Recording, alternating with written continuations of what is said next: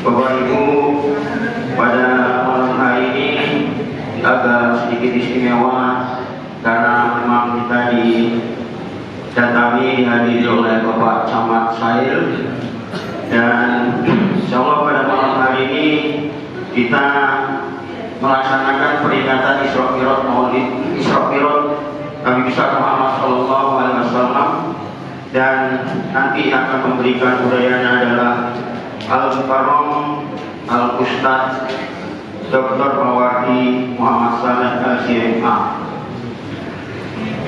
Untuk mengawali kegiatan kita pada malam hari ini, kita awali dengan pembacaan kalam suci yang akan disampaikan oleh anak kita Abdul Rahman. Kepada anak kita Abdul Rahman kami persilahkan. أعوذ بالله من الشيطان الرجيم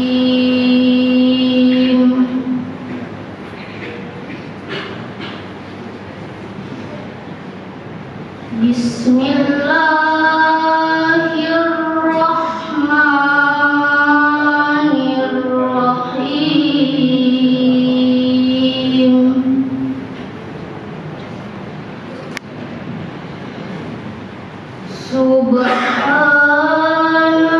Subhanalladzi asra bi'abdihi laylan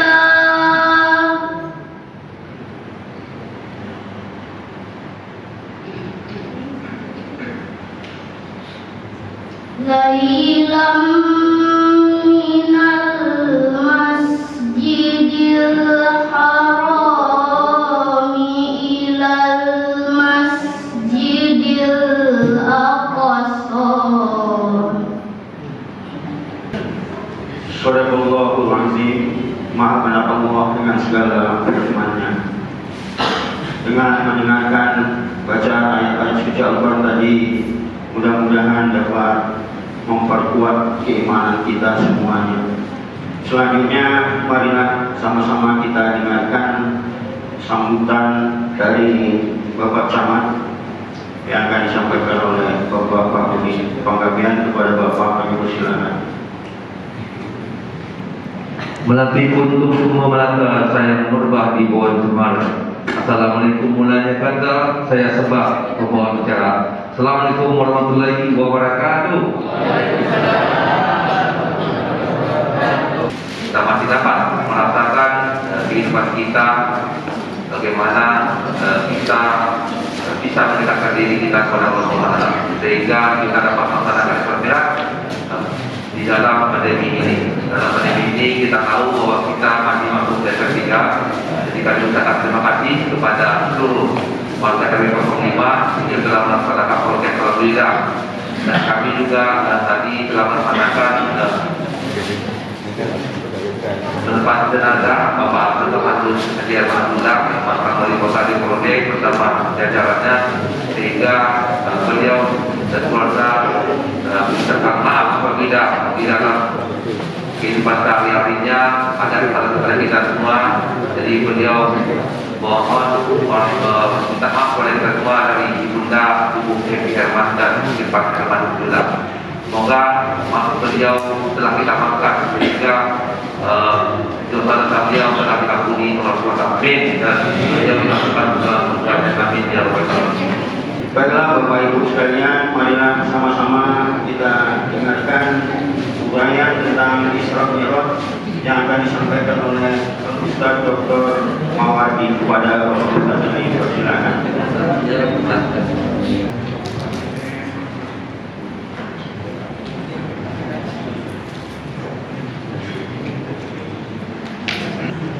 Bismillahirrahmanirrahim. Assalamualaikum warahmatullahi wabarakatuh.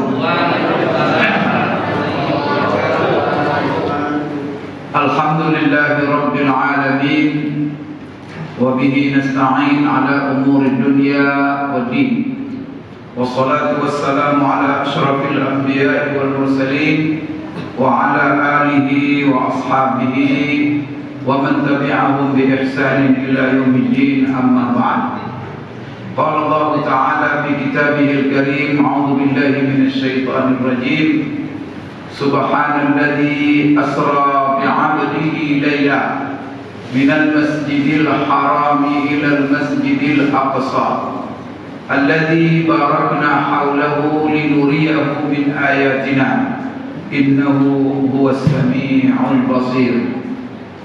وقال تعالى فأوحى إلى عبده ما أوحى ما كذب الفؤاد ما رأى أفتمارونه على ما يرى ولقد رآه نزلة أخرى عند سدرة المنتهى عندها جنة المأوى إذ يغشى السدرة ما يغشى ما زاغ البصر وما طغى لقد رأى من آيات ربه الكبرى. Shadaqallahul azim. Yang sama-sama kita hormati, kita muliakan, hadir bersama kita pada malam hari yang berbahagia ini Bapak Camat Kecamatan Sail Kota Pekanbaru beserta rombongan. Yang saya muliakan Bapak RW, Bapak RT, yang saya muliakan Bapak Ketua Pengurus Masjid Al-Mukminin dan seluruh jajaran pengurus, Bapak-bapak, ibu-ibu, para jemaah Masjid Al-Mukminin, hafizakumullah wa.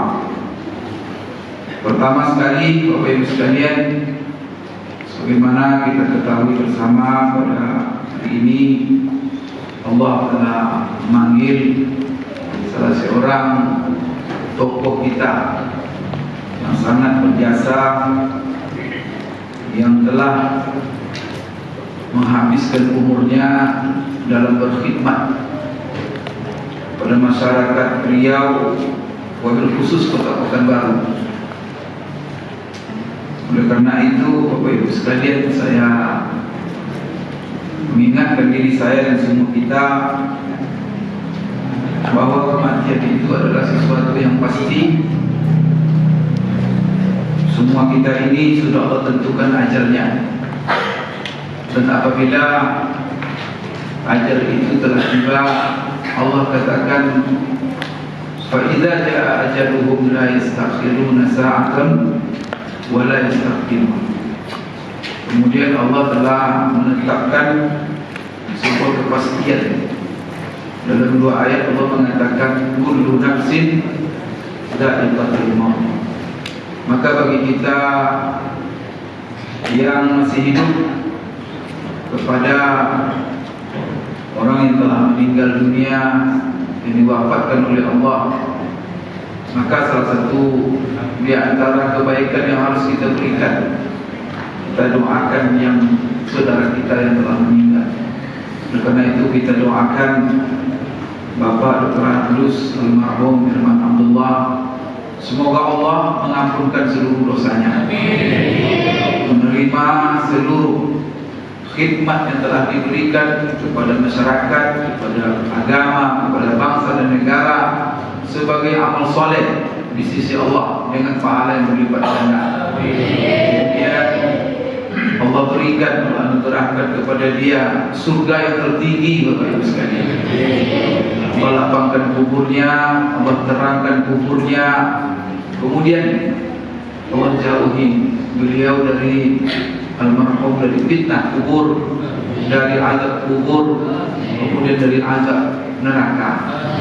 Kemudian Allah jauhkan beliau dari seluruh dosa, sebagaimana Allah menjauhkan antara timur dan barat. Al-Fatihah.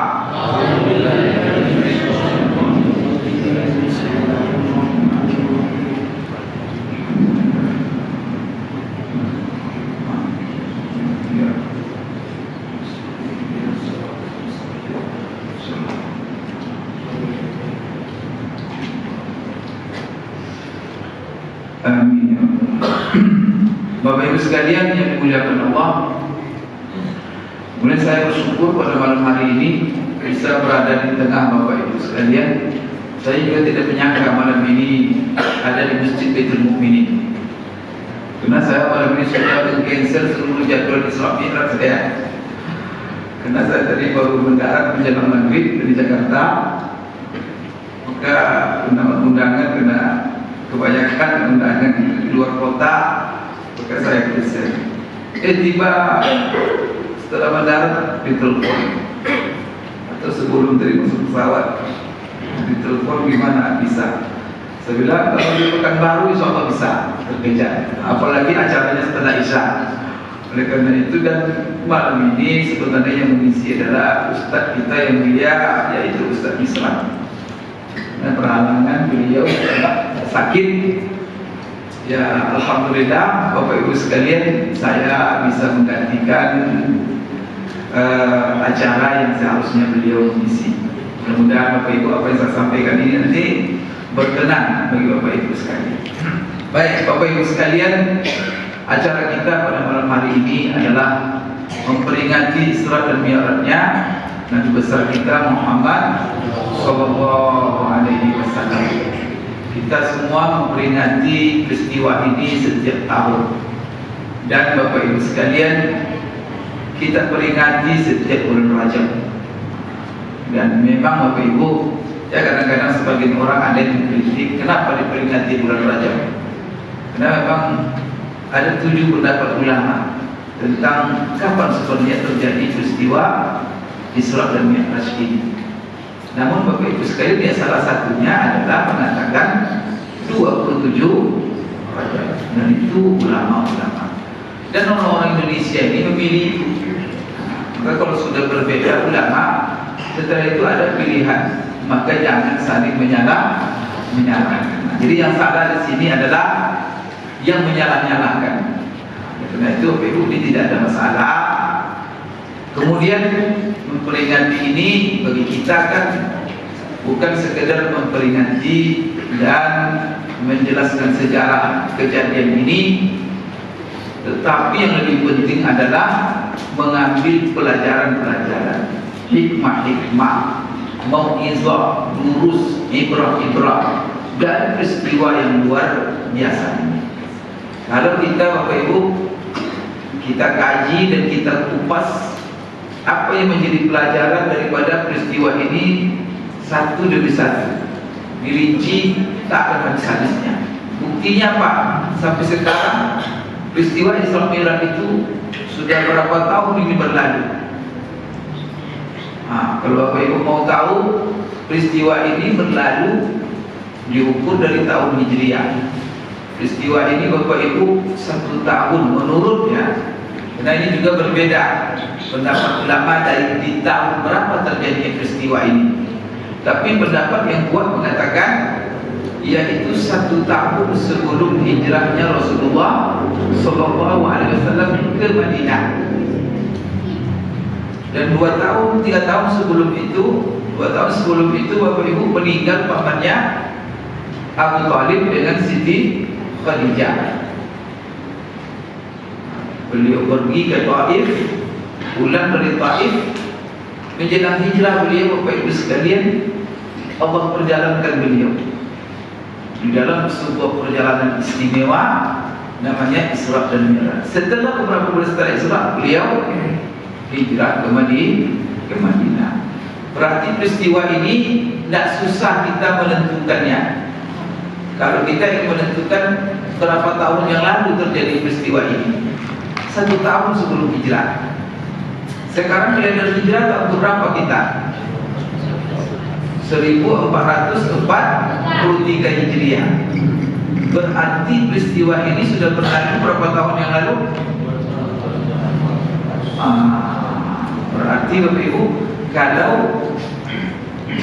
peristiwa hijrah itu, artinya kalender hijrah itu kan artinya 1443 Hijrah. Kenapa dinamakan kalender itu hijrah? Karena tahun pertamanya dihitung dari tahun terjadinya peristiwa hijrah. tahun Rasulullah pindah dari Mekah ke Madinah, tahun itulah yang dijadikan sebagai tahun 1. Berarti kalau sekarang sudah 1443, itu artinya 1443 tahun yang lalu Rasulullah SAW hijrah. Rasulullah diislamkan 1 tahun sebelum hijrah. Berarti berapa tahun yang lalu peristiwa itu terjadi? Ditambah lebih kurang 1. Ini berbeda. Berapa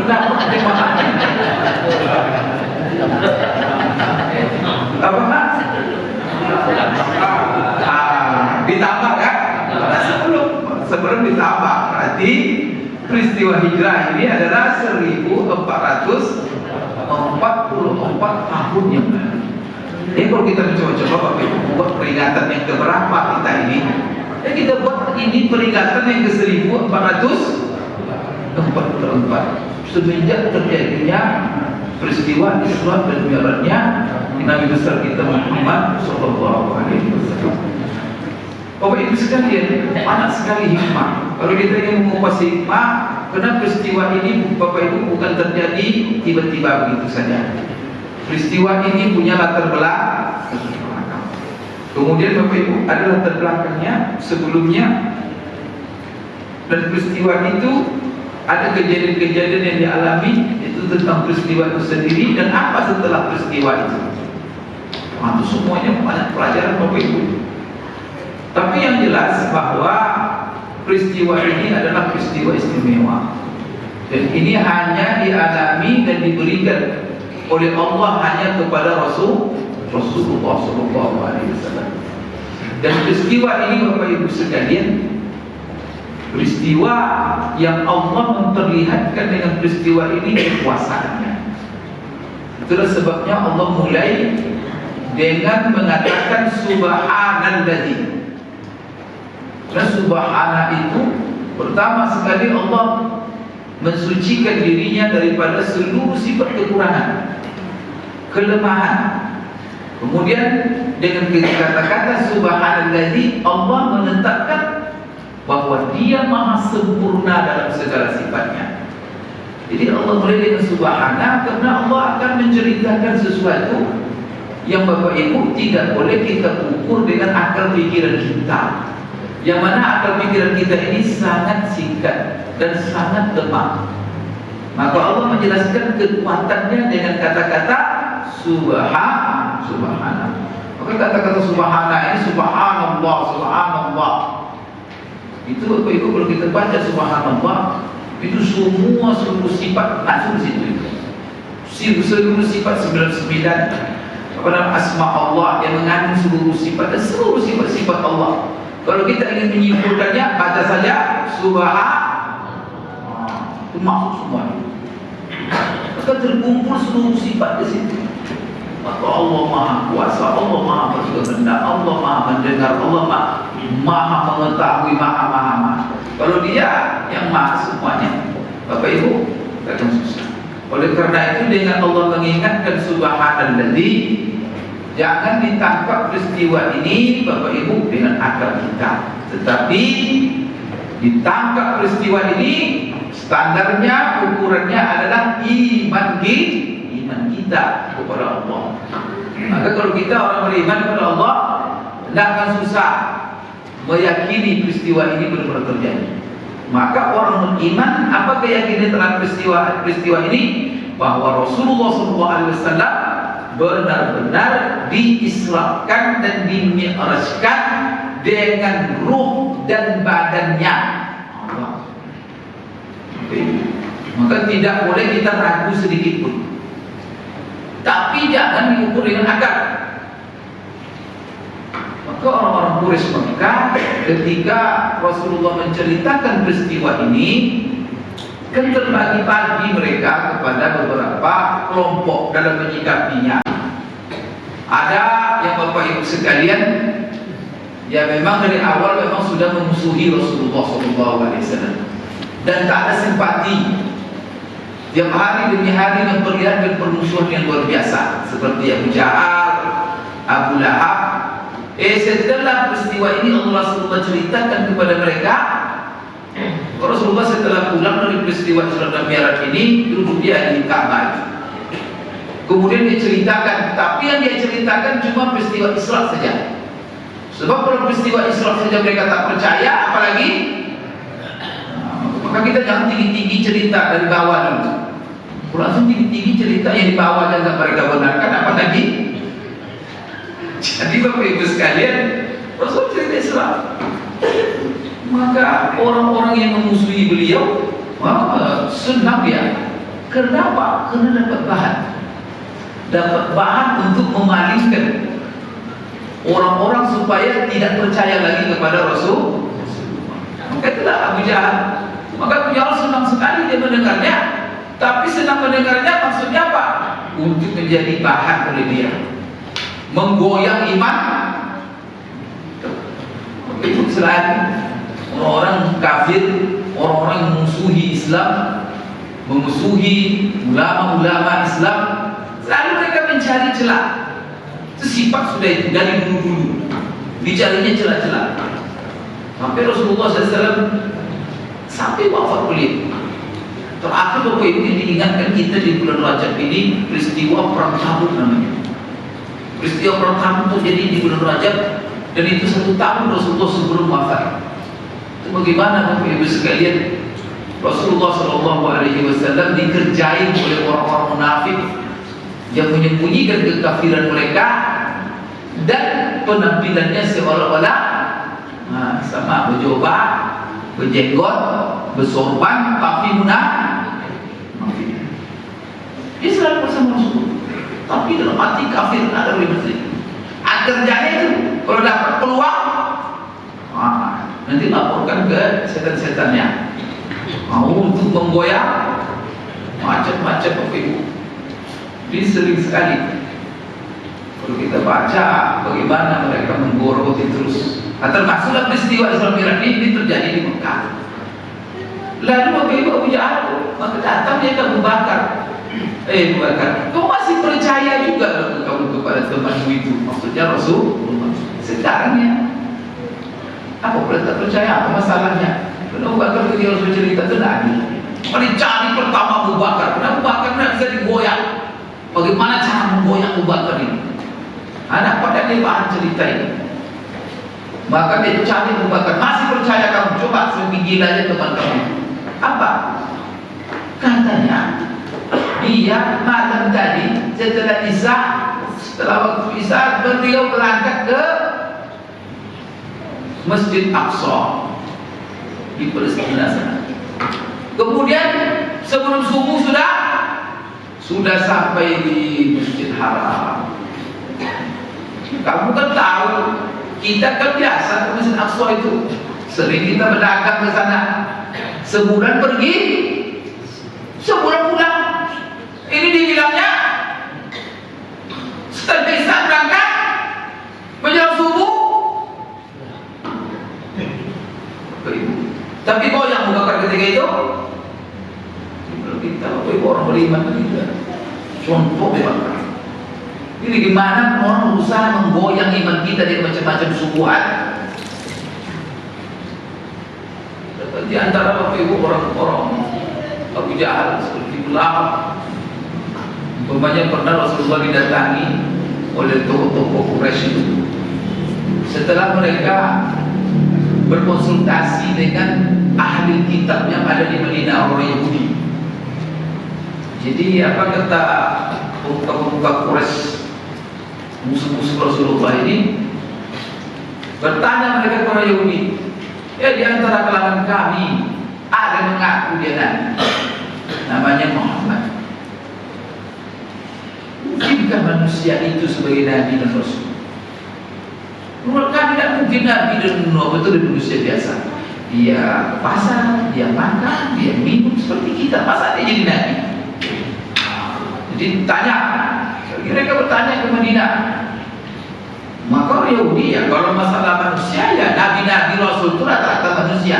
Karena orang Yahudi tahu Musa itu manusia biasa. Mereka beriman dengan Musa. Nabi Daud manusia biasa. Nabi Ibrahim manusia biasa. Tapi coba kalian, gitu. Coba kalian tanya dia. Kalau dia betul nabi, coba tes. Tanya dia 3 perkara.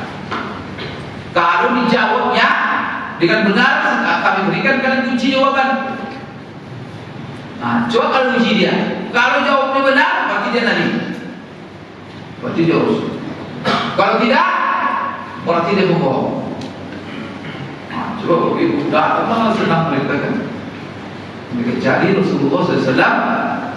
Ditanya apa 3 perkara itu? Pertama, yaitu tanyakan kepada dia tentang kisah Ashabul Kahfi.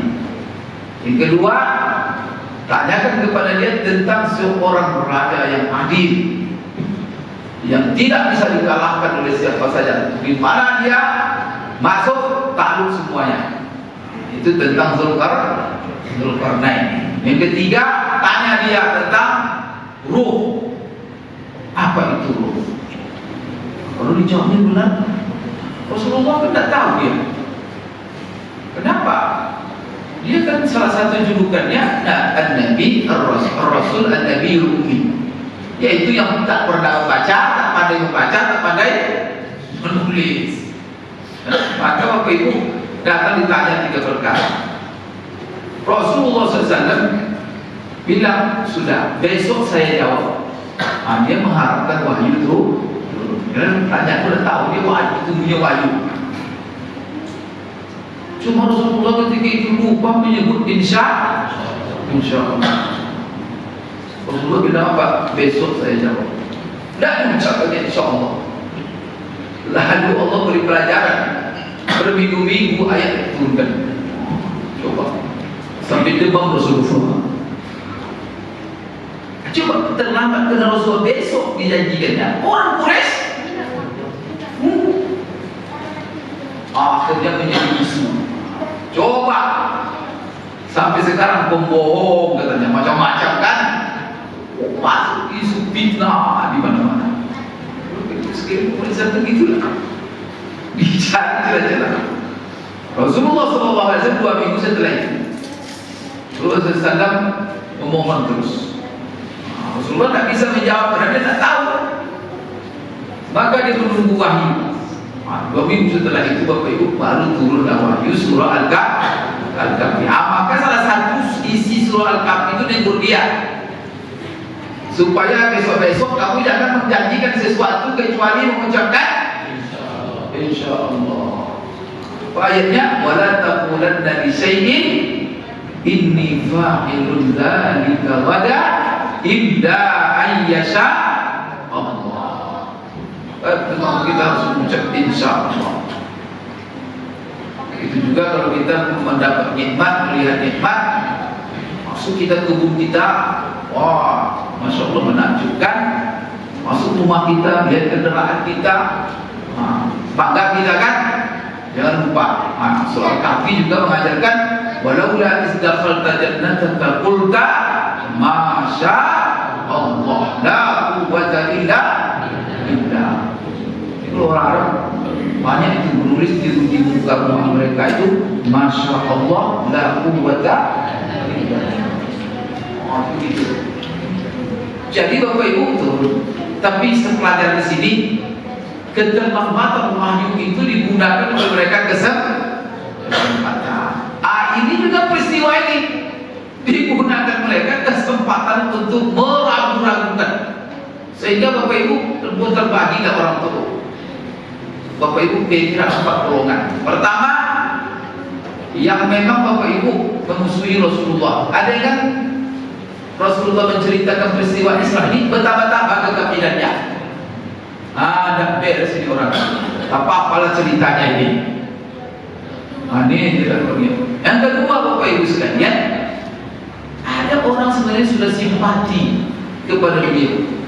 Beliau itu orangnya jujur, amanah, lembut. Bapak Ibu sekalian, suka melayani, suka membantu. Tak ada masalah, boleh berkorban apa saja untuk bantu orang. Tak ada memilih-milih siapa yang susah, siapa yang sakit. Asal ada yang sakit, walaupun orang musuhi dia. Maka di Mekah itu Pernah terjadi kan? Diludahi kepalanya, diludahi. Rasulullah senyum untuk melihatnya. Sakit. Rasulullah pertama pula menjenguknya. Memang akhlak Rasulullah, Bapak Ibu, bukan kita tidak bisa mencontohnya, tapi memang tinggi sekali. Maka Allah memuji akhlak beliau, wa innaka la'ala khuluqin azim. Dan dia Muhammad akhlak agung sekali. Tak mampu. Maka salah satu akhlak Rasulullah itu di dalam Al-Quran Allah gambarkan Bapak Ibu perintah Allah kepada Rasulullah SAW,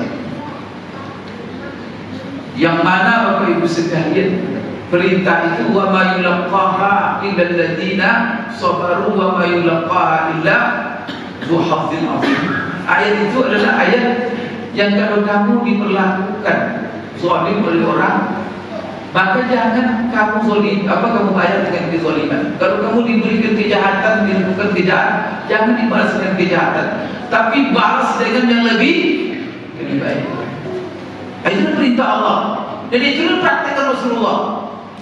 Tetapi akhlak ini tidak bisa dikerjakan kecuali orang yang betul-betul sabar.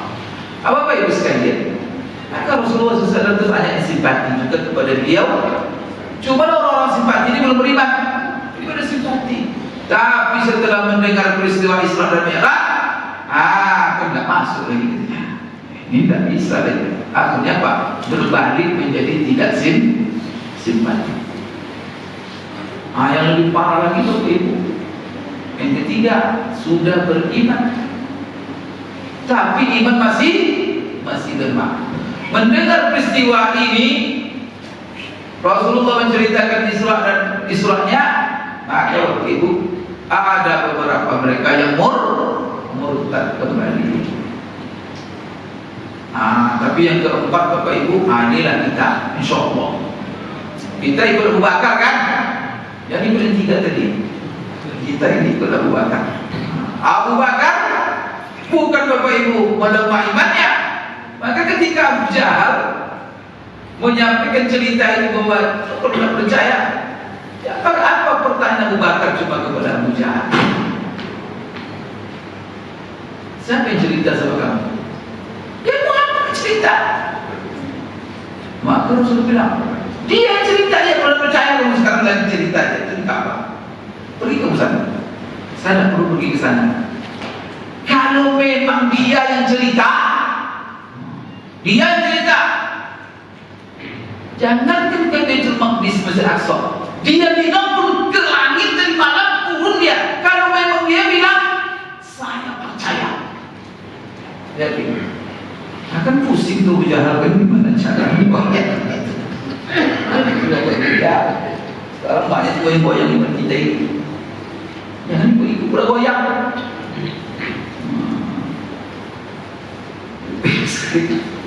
Banyak yang goyang sekarang itu. Digoyang dengan uang, digoyang dengan jabatan, digoyang dengan kondisi. Cari kondisi kedua Islam. Bapak dulu terus kalian. Kalau benar kalian agama ini, jangan begini kalian ditolong oleh Allah. Ya juga ya, itu bahaya. Bagus sekali. Begitu juga orang-orang jahiliyah ketika Rasulullah dikejar. Coba di perang Uhud. Perang Uhud itu digunakan betul oleh orang munafik untuk perang Uhud itu kan babak belur Rasulullah. Panah gerahamnya, berdarah-darah kakinya. Tumbak panah semua mengarah ke dia. Orang ketiga mengalami kekalahan, tapi artinya ucap kacir sahabat diserang oleh orang Quraisy waktu itu. Maka orang Quraisy ketika itu yang dicari itu panglimanya. Panglima perangnya siapa? Rasulullah. Musuh mereka mengarah. Maka sahabat-sahabat yang mati syahid di perang Uhud itu kebanyakan karena mereka memagar Rasulullah. Maka apa? Biar kami mati. Maka tombak-tombak yang mengarah ke Rasulullah mereka sambung dengan punggungnya. Itu kesetiaan membela Rasul. Kita membela sunnahnya cuma kita berlaku kita berbeda. Wah, bagaimana mereka memperlihat pengorbanan menjaga Rasulullah. Tapi apa terjadi Bapak Ibu? Terjadi kekalahan Pak. 70 sekian orang yang mati syahid. Dan Bapak Ibu sekalian, apa kata orang-orang munafik? Coba tahu. Kalau benar Muhammad itu agama dibawanya, kalau benar Tuhannya, tak mungkin dia. Bukan. Tak mungkin dia tak. Kalau kata kalian apa? Allah Maha Kuat, Allah Maha segala-galanya. Rasulullah sesayang kasih Allah, kalian dalam kebenaran. Kalau dalam kebenaran, kalian akan begini kondisi kalian. Coba, bayangkan. Bapak Ibu yang hadir ini, boleh yakin tak bayangin? Ya mungkin ada juga yang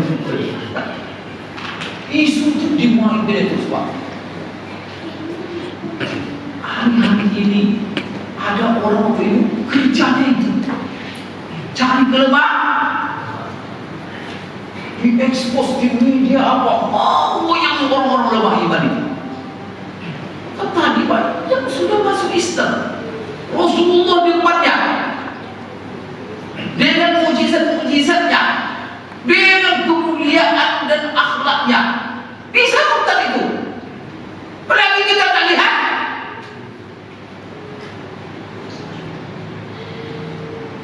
Wah, ikhlas, dari seperti selalu kita ingat. Maka yang menjadi contoh kita siapa? Abu Bakar itu kan dipuji betul, dan bahkan dia digelar Rasulullah dengan As-Siddiq. Benar luar biasa itu. Maka Bapak Ibu, apa Siddiq? Itu ada dalam ayat. Wa may yuti'illaha war rasulah fa ulaika ma'al ladzina an'ama Allahu 'alaihim minan nabiyyin was-siddiqin. Siapa di antara Siddiq? Rasulullah beli gelar itu Abu Bakar. Bayangkan. Kenapa? Karena tidak bisa digoyang dia.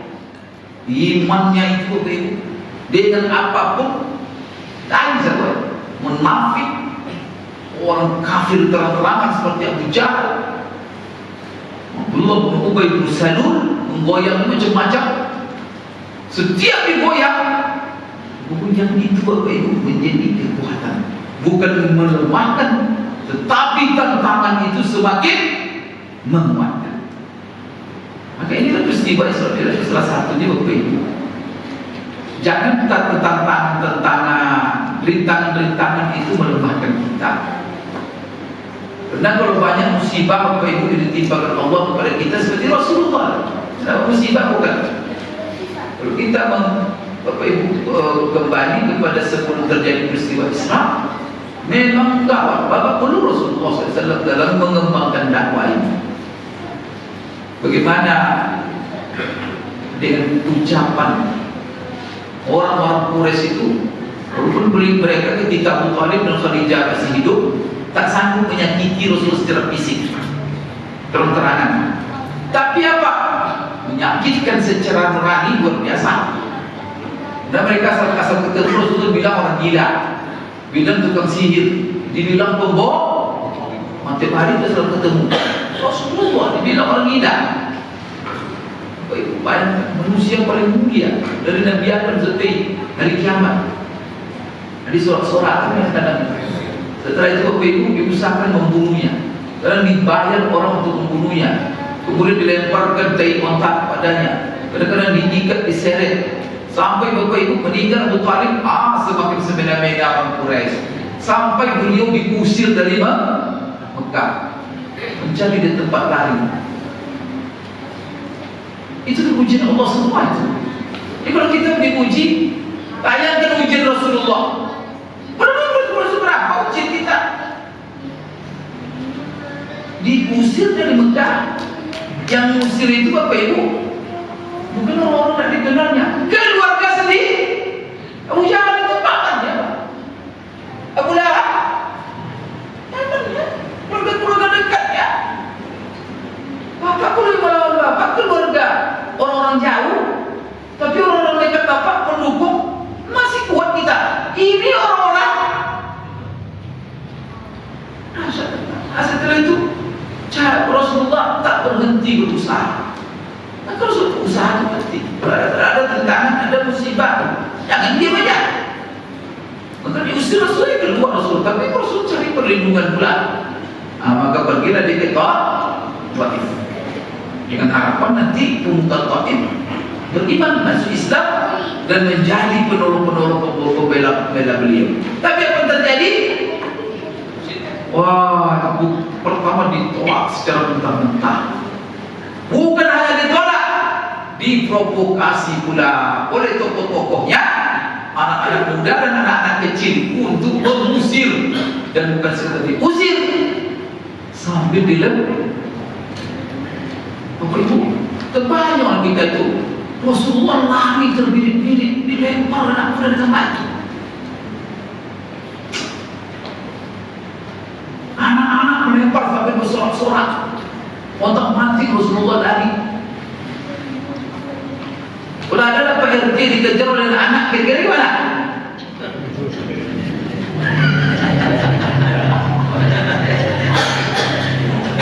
Cuma RT lah. Bagaimana secara kejiwaan? Ini orang termulia Bapak Ibu. Nabi Adam saja berdoa bertawassul dengan Nabi Muhammad SAW. Apa yang kan itu? Seluruh nabi-nabi, Rasul-Rasul itu baru diangkat jadi nabi, jadi Rasul kalau dia sudah, kalau bahasa kita itu menantangani fakta integritas. Siapa? Iya. Fakta integritas nama berbahasa sekarang. Apa itu seintinya? Sudah soal iman Pak.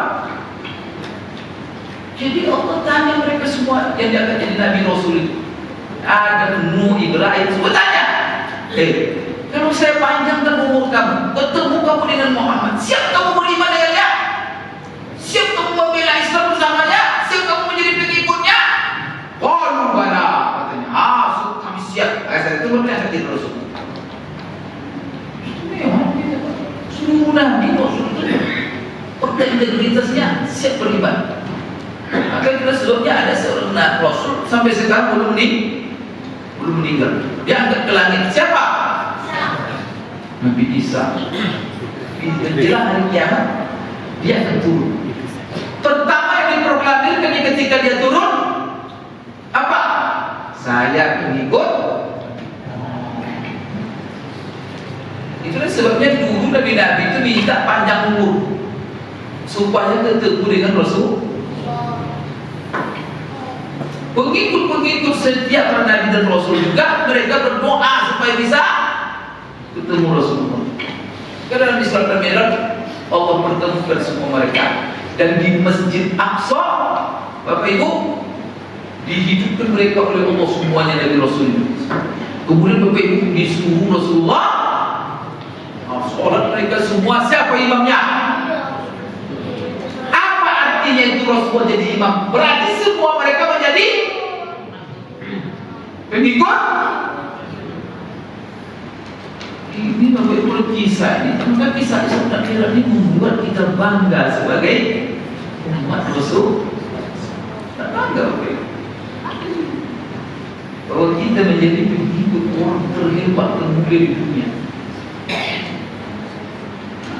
Makanya Bapak Ibu, ini ada orang-orang hebat bertingkat-tingkat.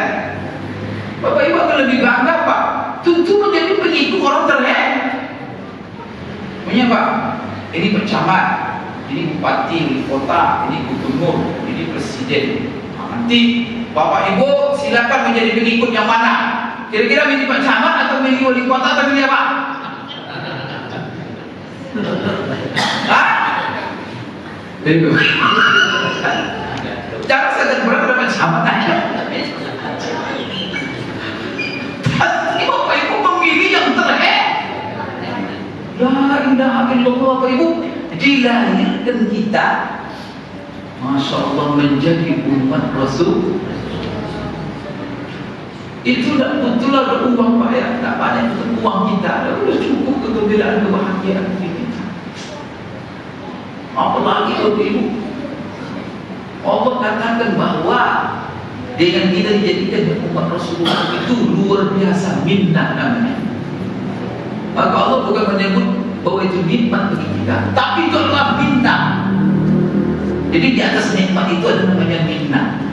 Jadi kalau Allah menganugerahkan sesuatu yang luar biasa bagi kita, yang membuat kehidupan ini Bapak Ibu istimewa, itu namanya minnah. Maka apa kata Allah dalam Al-Quran? Laqad manallahu 'alal mu'minina id ba'atsa fihim rasulan min anfusihim yatlu 'alaihim ayatihi wa yuzakkihim wa yu'allimuhumul kitaba wal hikmah wa in kanu min qablu lafi dhalalin mubin. Laqad manallahu 'alal mu'minin. Allah telah memberikan minnah kepada orang-orang beriman. Bapak Ibu semua, berarti Bapak Ibu dengan menjadi pengikut dan beriman kepada Rasulullah, berarti kita telah mendapatkan minnah. Jadi Bapak Ibu, udah banyak pun apa masalah, pun ada masalah, ada musibah. Kita contoh kita apa? Kalau banyak musibah-musibah yang menimpa kita, belajarlah dari musibah yang menimpa Rasul, belum apa-apa.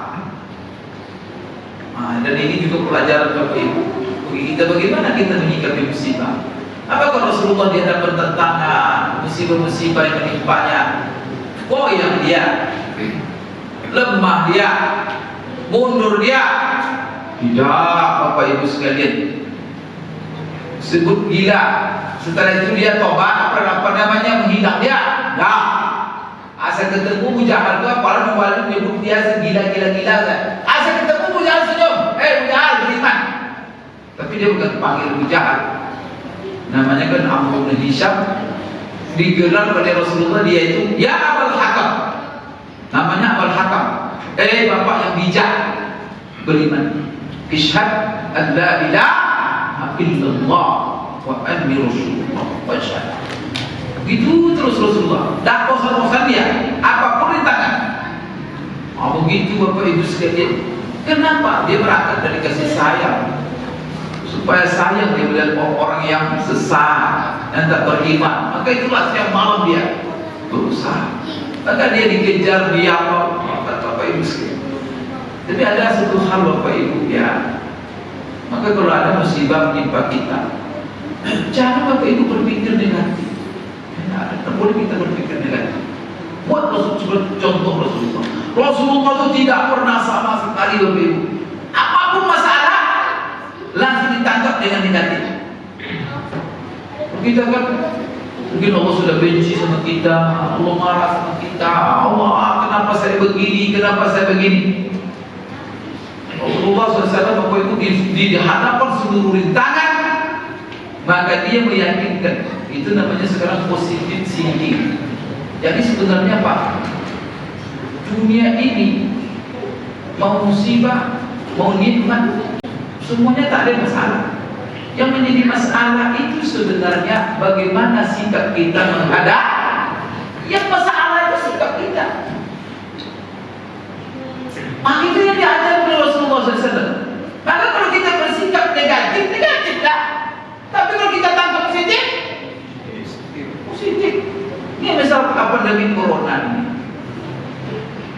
Rasulullah sebuah hadis itu, dia bilang apa? Ajaban li amri mu'min. Hidup orang beriman itu menakjubkan. Menakjubkan. Ada satu ceramah ulama di dunia, jadilah kamu orang beriman yang menakjubkan. Bagaimana kita menakjubkan?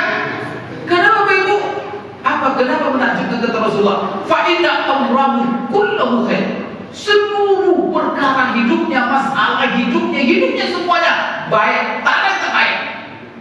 Dalam kondisi apa saja pasti baik. Ditangkapnya baik. Maka tidak pernah berpikir negatif. Wah, luar biasa. Apa kata Rasulullah? Mukmin menakjubkan itu seluruh hidupnya baik. Kalau dia dihadapkan kepada kenikmatan, hal yang menyenangkan, maka dia sikapi dengan apa? Maka dia bersyukur, dan syukur itu baik baginya. Kalau dia ditimpa oleh sesuatu yang tidak menyenangkan, rintangan, musibah, tantangan, baik juga. Kenapa? Karena dihadapinya dengan sabar. Maka hidup orang beriman, kalau dia sabar, maka itu baik baginya. Hidup orang beriman buat saja syukur atau sabar. Ada tak baik itu? Nah, di sikap ketiga, sabar. Coba apa arti sabar? Panjang ceritanya kalau sabar. Salah satunya bagi orang sabar, kalau ada musibah, dia kembalikan semua kepada Allah. Tak ada yang terjadi kecuali. Yang kedua, orang sabar itu apa? Dia yakin bahwa pertama itu adalah ujian Allah. Allah yang menimpakan kehendak Allah. Yang kedua, dia yakin bahwa apapun yang ditimpakan Allah kepadanya, di baliknya pasti ada kebaikan. Jadi kalau aku hilang duitnya 1 juta, cari-carinya, ya Allah, dicari-cari apa? Bukan menangis dia hilang duitnya, tapi apa? Ya Allah, kebaikan apa pula yang akan kau berikan kepadaku? Berapa juta yang akan saya terima nantinya, ya Allah? Begitu. Bukan menangis dengan kehilangan 1 juta, tetapi ditangkap, ya Allah, ini berapa banyak yang akan saya terima? Bisa itu. Banyak, Pak. Maka Bapak Ibu sekalian, ada banyak kisah-kisah Rasulullah yang sahabat begitu. Kadang-kadang besar dia, namanya ada kematian. Ya, kisah namanya Abu Salamah dan Ummu Salamah. Abu Salamah ini ketika dia meninggal, Rasulullah datang. Rasulullah bilang, wah, dia meninggal ini. Jadi ketika Rasulullah masuk, Rasulullah lihat matanya terbelalak, terbuka. Maka Rasulullah langsung komentari supaya jangan ada yang menganggap macam-macam, supaya jangan pula ada orang mencerita negatif, matanya terbelalak. Maka kata Rasulullah, inna ruha iza qubid ittaba'ahul basar. Jadi Rasulullah untuk apa? Menenangkan. Sesungguhnya kalau ruh itu dicabut, ittaba'ahul basar, diikuti oleh mata. Jadi mata itu kadang-kadang roh sudah keluar, mata masih berdiri-diri. Bisa seperti itu. Orangnya tak ada sudah, tapi matanya masih. Maka diikuti oleh mata terbelalak. Maka Rasulullah setelah itu dia kasih tahunya semuanya. Kenapa terbelalak matanya? Karena roh kalau dia apa diikuti oleh mata, penangan mata. Maka berhenti situ. Mungkin ke atas kan, terbelalak semua. Maka Rasulullah pejamkan matanya. Kalau kita menjemput jenazah, dan di luar masuk, buka wajahnya. Seperti Rasulullah. Terbelalak matanya, pelan-pelan dipejamkan. Setelah itu apa? Karena dia Rasul sudah kasih tahu bahwa dia sudah meninggal, ribut semua keluarga di rumah, menjerit, ada yang meratap, termasuklah istrinya Ummu Salamah. Maka Rasulullah bilang, ada macam-macam ucapannya, keluarganya mati kami dan anak masih kecil, apa semuanya kan begitu. Ada yang meninggal suami, banyak anak masih kecil-kecil, itu macam-macam ceritanya kan. Ada yang bisa, ada pula kadang-kadang apa? Langsung dibawa ke makam dengan suaminya kenal. Benar tak apa? Meninggal. Benar terlalu. Maka Rasulullah mengatakan, kita bila anak meratap apa? Maka didatangi oleh salah seorang sahabat Ummu Salamah yang sedang meratap. Rasulullah pesan jangan meratap-ratap. Tapi apa? Banyak doa. Maka apa doanya? Kamu lupa Rasulullah mengajarkan doa. Baca doa ini banyak-banyak ketika musibah. Allahumma ajirni fi musibati wa akhlif li khairan minha. Ya Allah, berilah saya pahala atas musibahku ini, dan ganti untuk saya yang lebih baik. Jadi itu berpikir positif, Pak. Kata inna lillahi wa inna ilaihi raji'un itu sendiri itu berpikir positif. Kenapa? Tahu Bapak Ibu arti inna lillahi itu? Inna lillahi itu maknanya kan sesungguhnya kami milik Allah. Ya lantas apa Pak Ustaz kalau kami milik Allah?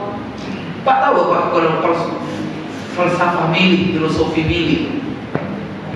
Kalau Bapak punya milik sesuatu yang jelas milik Bapak, maka mungkin Bapak rusak sendiri. Punya mobil, rumah, mungkin dirusak, mungkin dihabisi, kena mungkin. Pasti namanya milik Bapak Ibu kita jaga. Kita milik Allah. Kita saja milik kita jaga. Kalau ada pun kita punya mobil, kita apa pencatnya. Tapi itu apa kita apa pencatnya? Untuk diperbaiki. Ada kalau dulu rumah kita runtuh-runtuhkan. Untuk apa? Oh, untuk dibangun lebih besar. Kemarin tipe 6x6 mau dirubah menjadi, tentu kan dihancurkan. Maka itu milik Allah. Nah, sekarang diambil. Maka pertama milik Allah. Berarti semua kita milik Allah. Sekarang Allah mengambilnya. Siapapun yang meninggal, anak kita, saudara kita, ayah kita, lupa, langsung baca inna lillah. Kita semua milik Allah. Sekarang sang pemilik mengambil. Apa kita? Kalau pemilik mengambil, ya sudah. Kita pasrahkan, kita serahkan. Kemudian apa lagi? Kalau dia sudah milik Bapak Ibu segenap, mungkin Allah, kita ini milik Allah. Tak mungkin Allah menginginkan sesuatu yang tidak baik untuk kita. Kalau datangnya berpikir positif, maka kalau ada musibah, tangkap langsung. Wakhluf li khairan minha. Ganti ya Allah yang lebih. Maka Abu Salamah itu, Guru Salamah itu ketika dimenangis tadi, berdoa banyak-banyak ganti yang lebih baik, ganti yang lebih baik. Akhirnya Bapak Ibu sekalian, setelah dia meninggal dia melalui masa iddahnya. Selesai masa iddahnya, datanglah Rasulullah melamarnya. Jadi ketika Rasulullah datang melamar, datang sahabat akan tuan ganti yang lebih baik. Nah, sekarang mana yang bagus? Abu Salamah atau Rasulullah? Begitu. Acara dia. Pelajaran maka kita tak boleh bersedih. Mata menangis bisa, hati bersedih itu manusia, tapi jangan berlebihan. Kembalikan semuanya kepada Allah. Dan kita positif thinking. Apapun musibah yang diambil Allah, pasti Allah kepengen mengganti. Dan yang diganti Allah pasti lebih baik. Maka Rasulullah itu mantap. Lalu berjuang itu begitu Bapak Ibu sekalian. Jadi jangan bilang Allah ini menyusahkan saya, Allah ini menyusahkan saya. Tak boleh Bapak Ibu. Orang beriman tidak begitu. Maka dia dalam musibah itu Bapak Ibu, dia pun gembira, bersabar. Maka bersabar juga Bapak Ibu sekalian. Nanti salah satunya adalah seperti di corona ini. Sabar itu diantaranya apa? Kita harus berusaha. Maka Rasulullah coba lihat tadi. Dia diusir, bukan dia diam, bergerak dia, berusaha dia. Kenapa Bapak Ibu? Memang ada di dalam hidup ini tawakal. Tetapi satu sisi Bapak Ibu, kita wajib berusaha. Berusaha itu wajib hukumnya. Maka Bapak Ibu jangan bilang nanti Allah menghendaki semuanya. Kalau saya mati. Maka apa dulu di rumah kelaparan, tidak makan apa. Ya kalau Allah menghendaki makan nanti datang makan. Itu bunuh diri namanya tawakal itu. Pergi kita berusaha cari makan itu apa? Setelah berusaha sekuat tenaga baru itu belum pandemi ini kenapa kita pakai protokol kesehatan apa semuanya Bapak Ibu sekalian? Itu terapi misalnya itu adalah mengambil sebab namanya. Bahwa kita harus berusaha dan setiap usaha di dalam menghadapi musibah itu Allah jadikan pula ibadah. Berusaha itu wajib usaha. Maka keadaannya Pak, barang siapa yang tidak berusaha dan menyandarkan segala sesuatu, hanya menerima tawakal itu bukan tawakal namanya. Maka itu orang fasik itu. Orang yang berdosa dia meninggalkan usaha. Tapi kalau orang usaha-usaha, dan dia yakin usaha itulah yang menghasilkan, diputuskannya daripada Allah. Tidak ada urusan Allah di sini. Ini kena buat usaha saya. Orang seperti ini dikhawatirkan terjerumus kepada syirik. Tetapi orang beriman gabung kedua-duanya. Sebagaimana Rasulullah SAW sebelum Bapak Ibu dia di Isra dan Mi'raj, bagaimana dia dapat musibah, dia berusaha, dia sabar Bapak Ibu sekalian. Tapi Bapak Ibu al-akhdhu bil asbab, dan dia bertawakal kepada Allah. Bapak Ibu sekalian, kembali kita tadi kepada Bapak Ibu sekalian, bagaimana orang-orang Quraisy menyikapi. Maka diantaranya seperti ada tadi yang lemah-lemah imannya, murtad kembali. Tapi yang keempat adalah seperti Abu Bakar. Bapak Ibu sekalian, kenapa Abu Bakar begitu teguh keimanannya? Karena Bapak Ibu, kalau Abu Jahal dia menangkap apa disampaikan oleh Rasulullah, pertama dengan nafsu permusuhannya, yang kedua Bapak Ibu dengan akal empirisnya. Diukurnya keberangkatan Rasulullah ke apa itu dengan keberangkatan dia dengan ontanya.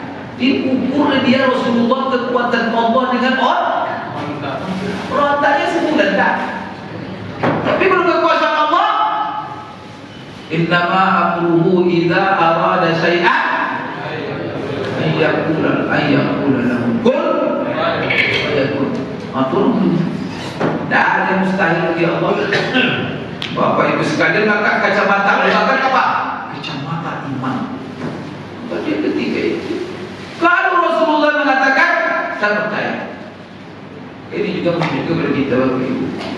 Kalau ada orang bawa perintah, maka jadilah kalau kita ini memerintah dipercayai orang, maka jadikan kita ini sebagai orang yang tak pernah berbohong, yang tak pernah dibilang orang berbohong. Maka Abu Bakar itu sederhana saja. Siapa kalau perintahnya? Rasulullah. Jangankan ke Masjid Aqsa, ke langit pun saya percaya. Bapak Ibu, kita pun masalah kita tu boleh bawa perintahkan masalahnya apa? Padahal kita ini kadang-kadang Bapak Ibu sekalian lebih banyak berbohong daripada jujur. Itu jadi masalah. Bapak Ibu sekalian yang dirahmati Allah. Maka di sini subhanalladzi asra bi 'abdihi laila. Maka di sini maha suci. Maka maha suci ini Bapak Ibu sekalian, ini menunjukkan sifat sempurna. Maka Allah jauh daripada sifat kekurangan, dan Allah memiliki segala sifat yang sempurna, dan dialah Bapak Ibu sekalian yang mengislamkan. Maka Rasulullah SAW itu di dalam Isra dan Mi'raj bukan Isra sendiri, bukan Mi'raj sendiri, tetapi diisrakan dan di-Mi'rajkan. Kalau beliau sendiri, beliau adalah kemampuan manusia. Tapi kalau sudah Allah, Bapak Ibu, itu sebabnya kita Bapak Ibu selalu menyerahkan seluruh apa yang kita upayakan, apa yang kita rencanakan, serahkan setelah kita berupaya kepada Allah. Maka kalau Bapak kita berangkat dari rumah, pertengahan rencana itu mau ke kantor, mau bekerja, mau ke kebun, mau berdagang. Kalau kekuatan kita saja Bapak Ibu, kadang-kadang rencana kita besar, tapi orang beriman tak pernah lemah. Kenapa? Sebesar apapun rencananya, kalau Allah kehendaki bisa. Maka di setiap keluar dari rumah bacanya Bismillahi tawakkaltu 'ala Allah la haula wala quwwata illa billah. Kalau sudah jatuh dalam kekuatan Allah Bapak Ibu, tidak ada yang sesat. Maka itu sebabnya tugas kita pertama bekerja, berusaha, beribadah. Setelah itu Bapak Ibu minta tolong kepada Allah. Ada konsep hidup diajarkan Rasulullah kepada kita. Tolong tanamkan konsep ini Bapak Ibu kepada anak-anak kita, supaya jadi orang sukses. Sukses Bapak Ibu mencapai cita-cita, sukses dalam menghadapi seluruh rintangan. Ini rintangan ini dari hari ke hari semakin banyak. Bapak Ibu, musibah-musibah sekarang semakin banyak. menghadap karena semakin banyak, kadang menyesakkan dada Bapak Ibu sekalian. Oleh karena itu apa? Rasulullah berpesan 3 hal. Apa kata Rasulullah? Tapi sebelum 3 hal ini pesan Rasulullah mengawali pesannya dengan begini.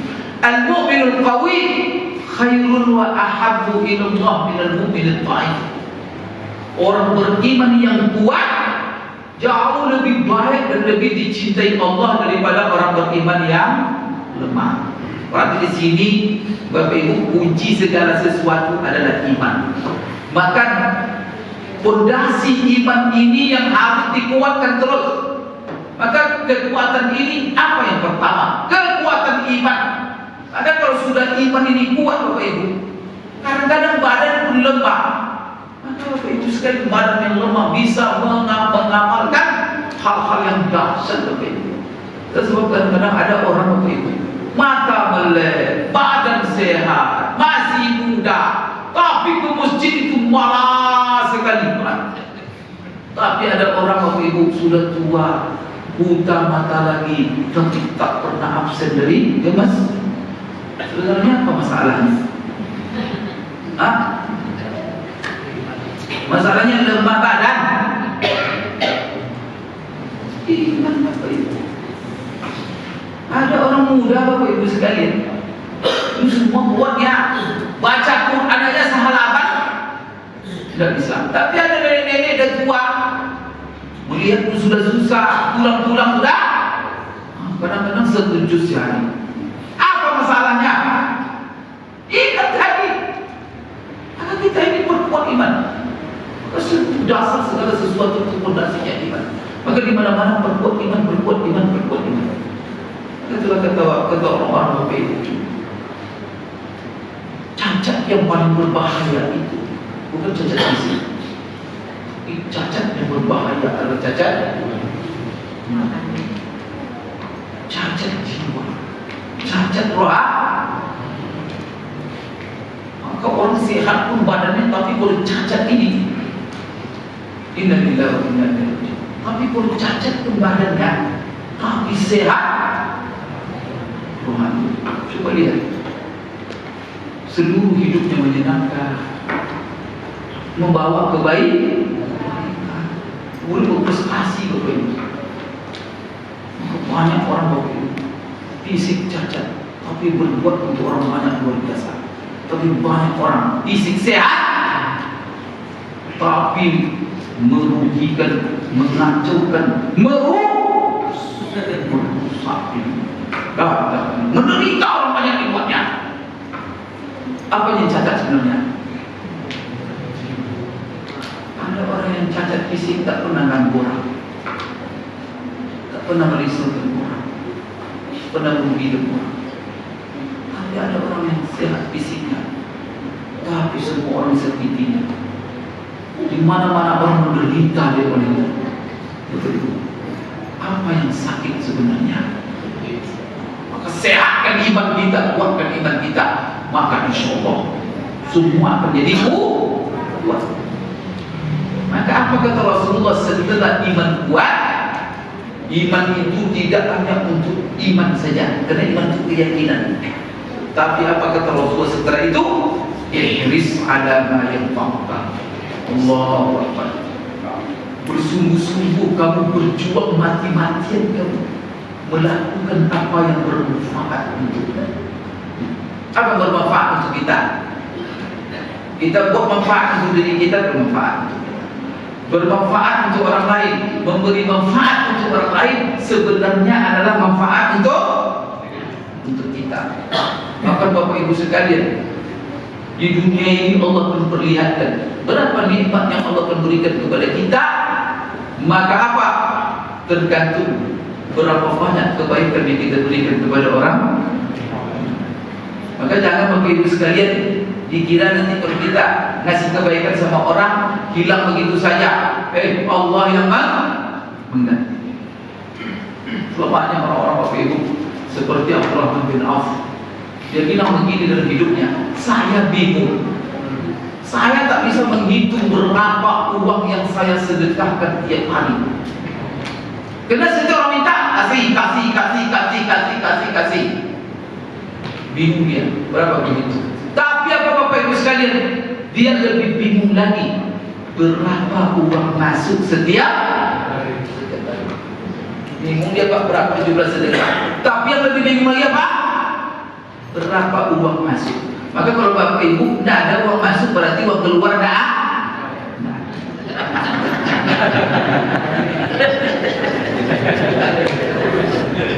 Ya ada orang cuma memikirkan pintu masuk saja Pak. Ya Pak, itu sunnatullah itu. Bapak kalau berkebun pengen banyak hasil, ya banyak Bapak keluarkan. Harus Bapak berani mengeluarkan modal. Kalau Bapak tadi saya mengeluarkan modal, bisa dapat untung. Mengenal sawit cuma 1 batang, nanti dapat uang 100 juta, gitu. Orang harus berani Bapak. Berapa bulan? Oh, harus beli tanah, beli tunas, beli. Semakin besar kita mengeluarkan, semakin besar nanti kemungkinan yang masuk. Itu sudah total itu. Di dalam sedekah Allah praktekkan, Allah tunjukkan kita. Masalul ladzina yunfiquna amwalahum fi sabilillah kamathali habbatin ambatat sab'a sanabila fi kulli sunbulatin mi'atu habbah. Heran Bapak Ibu ya. Hal ini dilakukan oleh orang muslim. Saya banyak baca Bapak Ibu. Saya ceritakan sekali. Saya pernah baca ada konglomerat dari Inggris, perempuan yang kaya. Jadi Bapak Ibu sekalian, dia itu selalu dia bisnis tapi selalu nyumbang. Dia bukan muslim, tapi nyumbang ke panti asuhan, nyumbang dan nyumbang bermiliar-miliar sekali nyumbang. Jadi yang bingung itu orang melihat. Sekali diwawancarai dia orang, kenapa orang mana yang nyumbang? Maka ditanya, diwawancarai oleh orang, ibu enggak khawatir ibu miskin. Habis beribu lagi. Kenapa begini aku mengeluarkan? Apa dia bilang? Kita kadang-kadang apa yang Allah katakan dalam Quran, iman kita juga masalah, iman juga. Apa kata perempuan itu? Ini adalah eksperimen saya, tapi saya tidak tahu. Saya tidak mengerti, tetapi itulah yang menjadi pengalaman saya. Saya semakin banyak memberi, rezeki saya semakin melimpah. Saya tidak tahu. Cuma itu yang saya lakukan. Artinya eksperimen pengalaman. Terlambat saya kasih, terlambat pula nanti rezeki saya. Maka ini pengalaman. Saya yakin, maka dengan pengalaman saya ini muncul keyakinan. Semakin banyak memberi, semakin banyak kita menerima. Itulah Bapak Ibu. Masalul ladzina yunfiquna amwalahum fi sabilillah. Kita kadang-kadang malah berpikir sejuta kali. Kadang-kadang bersedekah pun menyesal pula. Kenapa terlalu banyak tadi ditabur dalam? Kadang-kadang mau dibandingkan astagfirullahaladzim. Iman salah. Terus sekalian kita kembali ke Abu Bakar contoh iman. Bapak Ibu sekalian, subhanalladzi asra bi 'abdihi laila. Jadi kita ini Bapak Ibu iman. Di dalam ayat itu ada kata pertama, Isra Mi'raj ini adalah hadiah istimewa dari Allah. Kemudian ketika hadiah istimewa itu diberikan oleh Allah kepada Rasulullah, maka Rasulullah disebut diberi sebat gelar tertinggi. Gelar tertinggi oleh Allah untuk Rasulullah dalam hadiah yang sangat istimewa diberikan Allah kepada siapa? Apa itu? Ala 'abdihi subhanalladzi asra bi 'abdihi. Setiap karunia besar yang Allah berikan pakai abad, bukan pakai Rasulullah, bukan pakai Nabi, bukan pakai Muhammad. Jadi kita lihat tadi surah di awal surah Al-Kahfi, alhamdulillahilladzi anzala 'ala 'abdihi. Kenapa Quran adalah nikmat tertinggi. Tahu Bapak Ibu nikmat Quran? Merasa Bapak Ibu nikmat Quran tak? Ini Quran itu Bapak Ibu sangat nikmat ini. Semua yang bersentuhan dengan Quran ini pasti paling mulia, paling tertinggi kemuliaan. Maka tempat tersimpannya Quran, Lauhul Mahfuz, Baitul Izzah, itu Bapak Ibu tempat yang paling mulia.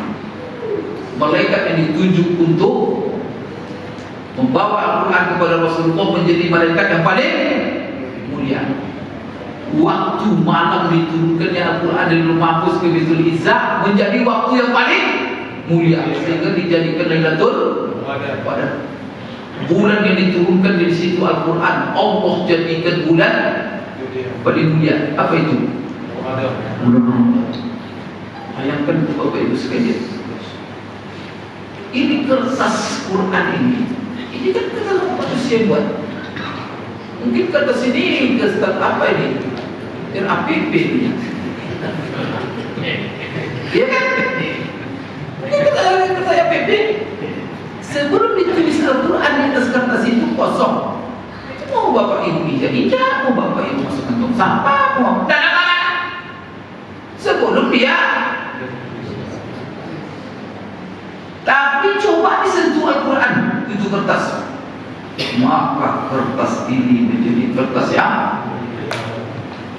Jadi Quran ini bukan perkara kertasnya, tapi kertas itu sudah disentuh oleh cium, tetap pada kita. Kalau kita simpan di, jangan main-main. Saya selalu katakan, kalau kita berundangan nikah, jangan ditulis Al-Quran. Karena kertas undangan itu menjadi mulia kertas itu Pak. Karena bersentuhan dengan. Kalau sudah sentuh Al-Quran, Bapak jamin nanti orang menjaganya.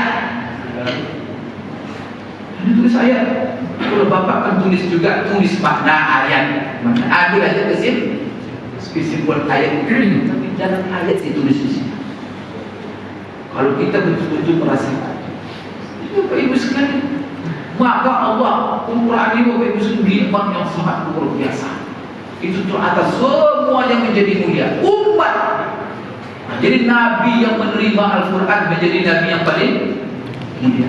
Umat yang terzaman berdoa hidupnya Al-Quran menjadi umat paling mulia. Bahagia kita menjadi umat yang mana kitab suci kita, kitab suci yang paling mulia, yaitu Al-Quran. Anak manusia, siapa yang paling mulia kita ini? Maka manusia kalau kita jadi mulia harus bersentuhan dengan Tuhan. Maka apa kata Rasulullah SAW? Khairukum man ta'allama al-Qur'ana wa 'allama. Sebaik-baik kamu, semulia-mulia kamu adalah orang yang belajar Al-Quran dan mengajar Al-Quran. Kalau tidak menyinggung Quran, Bapak Ibu gimana? Rasulullah bilang sebaik-baik kamu. Maka kalau menjadi terbaik, selalu dengan Al-Quran. Karena Al-Quran ini mengangkat kita. Maka di dalam Al-Quran apa kata Allah? Wa innahu ladzikrun laka wa liqaumika.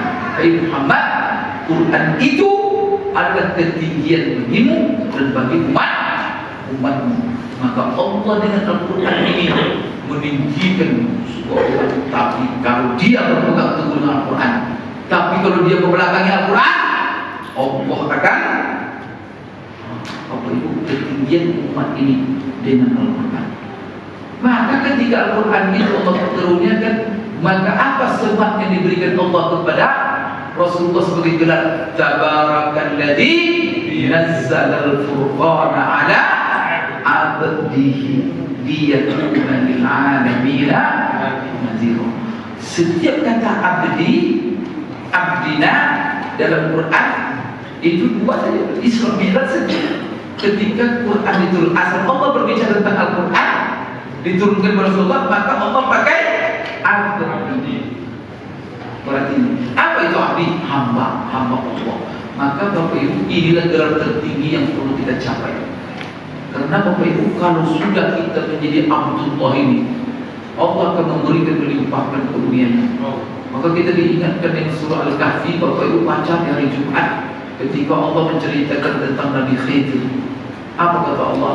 Fawajada 'abdan min 'ibadina atainahu rahmatan min 'indina wa 'allamnahu min ladunna 'ilma. Jadi mereka berdua, Musa dengan Yusha bin Nun, menemui Nabi Khidir. Khidir itu adalah hamba kami. Lalu Allah sudah cek kita hambanya. Bagaimana kita Bapak Ibu ingin mendapatkan supaya tidak Allah yang menyebut kita hambanya? Kalau sudah Allah yang menyebut, coba hamba-hamba itu apa? Wazkur abdana Zakaria, wazkur abdana nabi-nabi itu abdana. Ubudiyah itu apa? Jadi kalau sudah sempurna ubudiyah kita kepada Allah, maka ketika itu kita menjadi abdi. Bapak Ibu sekalian, di sini abdul itu bagaimana Bapak Ibu sekalian cirinya? Cirinya Allah sebutkan dalam Al-Quran. Maka subhanalladzi asra bi'abdihi lailan minal masjidil haram ila masjidil aqsa. Maka ciri hamba Allah itu apa? Orang yang hidupnya dari masjid ke masjid. Kalau dia Bapak Ibu nak pernah ke masjid, apa Allah itu? Jumat dah ada, subuh dah ada, dah pernah menempuh masjid. Kalau mencari hamba Allah, cari di masjid. Maka perjalanan hamba itu, makanya Allah puji minal masjid ilal masjid. Kemudian dia perjalankan dia malam. Bapak Ibu sekalian, untuk apa dia ke masjid? Fungsi masjid pertama adalah sholat.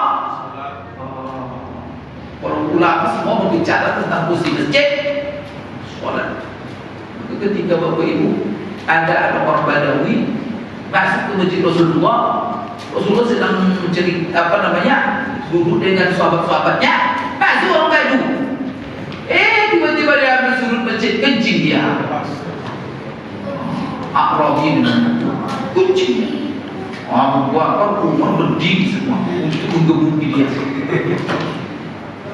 Kencing dalam masjid Rasulullah dah. Tidak ada tempat lain lagi kecuali masjid. Marah semua yang menggebuki. Kata Rasulullah, dah berhenti kalian, stop, biarkan kencing.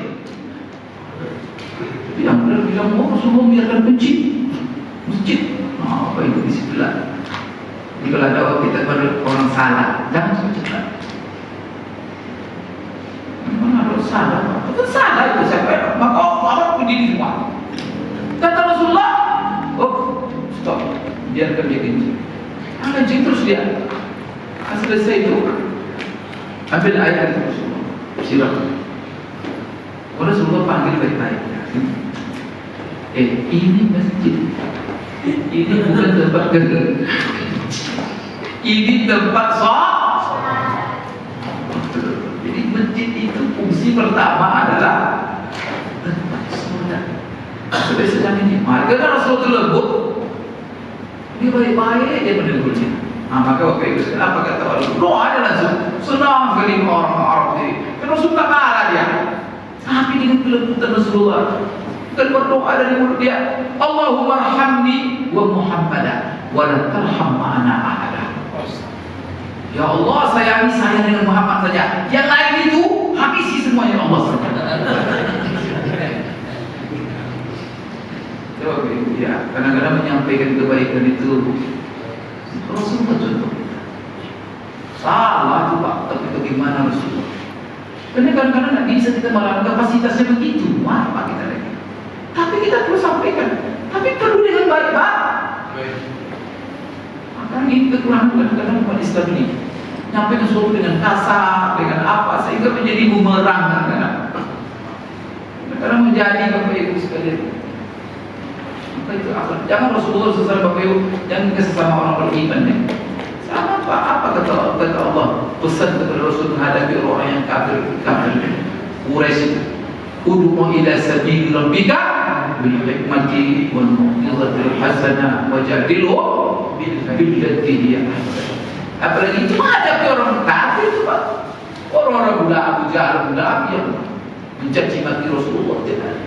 Apa kata Rasulullah? Kata Allah, pesan Allah kepada Rasulullah, "Fabima rahmatin min Allahi linta lahum walau kunta fazzan ghalizal qalbi lam faddu min hawlik." Jadi bukan Bapak Ibu boleh Rasul membolehkan kencingnya, tidak.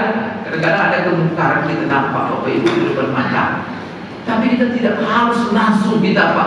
Kenapa? Kalau kita langsung akan memunculkan kemungkaran yang lebih besar. Maka itu kata Rasulullah, biarkan dia. Karena kalau tidak dibiarkan, dikejar dia. Tadi satu tumpuk kencingnya, akhirnya lari dalam kencing itu dia. Kencing semua. Air susah.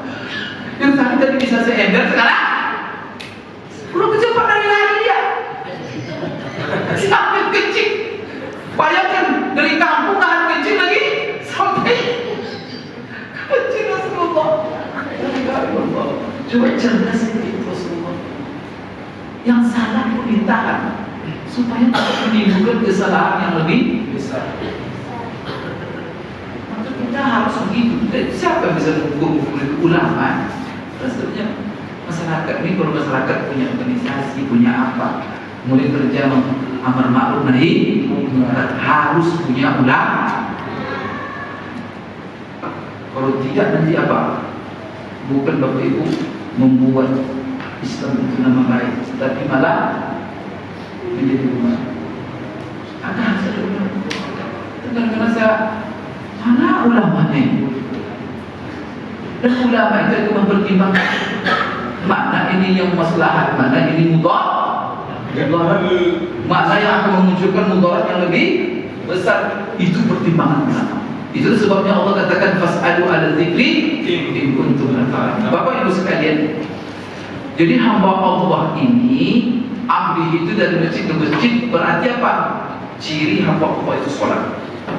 Maka ada Bapak Ibu untuk menjadi hamba Allah ini Rasulullah kepada kita. Jadi hamba Allah itu betul-betul Bapak Ibu menghambakan diri dalam kehidupan ini kepada Allah. Maka semboyan hidupnya inna sholati wa nusuki wa mahyaya wa mamati lillahi rabbil alamin. Itulah semboyan hidup hamba Allah itu. Maka orang muslim itu hamba Allah. Kenapa? Karena Islam itu artinya menyerahkan diri secara totalitas zahir dan batin kepada semua yang dibawa oleh Rasulullah SAW yang datangnya dari Allah. Jadi kalau muslim itu artinya apa? Ya Allah, ini saya serahkan diri saya kepadamu. Untuk apa? Siap diperintah, perintah ya Allah saya siap kerjakan. Larang ya Allah, saya siap mencegah. Maka dia dalam hidup ini hanya mentaati perintah Allah, menjudahkan Allah. Itu dia hamba Allah. Maka hamba Allah itu cirinya apa? Dia istiqamah. Maka istiqamah itu apa? Lurus hidupnya. Tidak ada belok ke kiri, tidak ada belok ke kanan. Kalau dia mengerjakan sesuatu, dikerjakannya karena itu perintah Allah. Kalau dia menghindari sesuatu, kenapa dia menghindari? Karena itu larangan Allah. Itu juga yang disebut dengan takwa. Maka istiqamah. Itu dia Bapak Ibu kita doakan setiap hari. Ihdinas siratal mustaqim. Tiap rakaat salat tunjuki kami kepada jalan yang lurus. Jalan yang lurus itu apa? Apa jalan yang lurus bagi seorang yang muslim yang beriman? Yang jalan lurus itu adalah orang yang hidupnya dalam melaksanakan seluruh perintah Allah, menjauhi seluruh larangan. Itulah jalan yang lurus. Tapi kalau belok-belok dalam masjid sholat dengan ceramah, keluar masjid satu orang diambil, itu sudah belok itu. Nah, itu ibu, di masjid dengan ceramah apa? Nanti di rumah bukan TV sinetron, melihat aurat-aurat, itu belok itu. Di masjid mendengar ceramah, iman subur, tiba di rumah ditanya oleh suami, masih ada duit nggak? Nggak ada, bang, habis katanya. Padahal duit disimpan di bawah pantat. Atau sudah kebelok namanya itu. Bapak Ibu, belok. Jadi lurus hidup lurus, kulita, kulila. Tahu Bapak Ibu kayu lurus? Kalau ada kayu, kapan kayu itu disebut lurus? Kalau ada kayu dipangkat lurus, di tengahnya ada tembok. Itu hidupnya lurus. Kayu lurus namanya.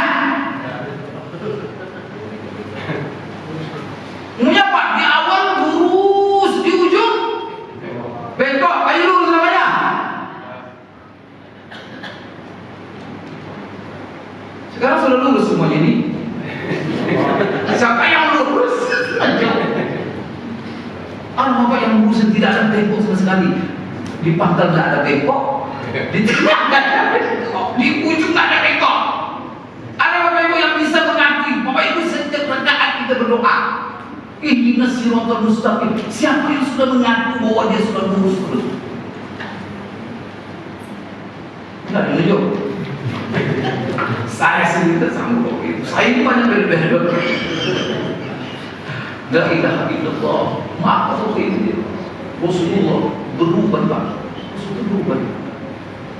Kata pasal sahabat, Rasulullah tidak pernah berubah. Tapi menjelang akhir hidupnya dia berubah. Tapi ubannya sedikit. Anas bin Malik mengatakan, saya hitung uban Rasulullah SAW, maka saya dapatkan ubannya tidak lebih dari 20 lembar. 20 lembar cuma Pak. Nah, kalau kita kan banyak uban kita kan. Bapak ibu sekalian, kenapa Rasulullah berubah? Ditanya.